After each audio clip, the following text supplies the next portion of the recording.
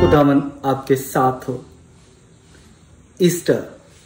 अंग्रेजी जुबान का ये लफ्ज दरअसल कदीम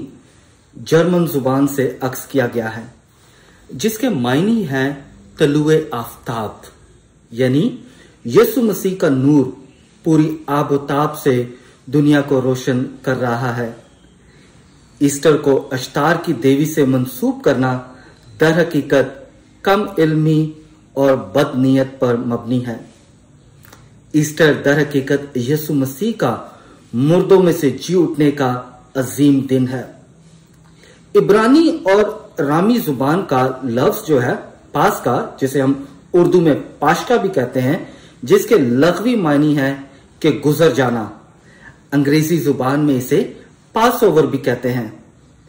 जिसका जिक्र जो है खरूज की अक़दस किताब उसका 12वां बाब में मिलता है, जिसमें खुदा उस रात मिस्र की जमीन में से गुजरते हुए मिस्रियों के पिल्लोठों, आदमियों, चौपाओं को उनकी सख्त दिली की वजह से मारता है। इसी तरह यीशु मसीह हमारा बर्रा अपनी अजियत, सलीबी मौत और मुर्दों में से जी उठने की कुदरत से हमारे गुनाहों की गुलामी से रिहाई देते हैं, जिसका बरमला ऐलान मुकाशवा की अक़दस किताब उसका 1 बाब और उसकी 5वीं आयत में कुछ यूं मिलता है। आए मेरे साथ कलाम को खोलें और खुदावन के जिंदा पाक कलाम में यूं मरकूम है, यीशु मसीह की तरफ से जो सच्चा गवाह है और मुर्दों में से पहलोठा और शाहाने आलम का सरदार है,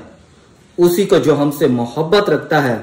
और जिसने अपने खून के जरिए से हमें हमारे गुनाहों से छुड़ाया और अपने खुदा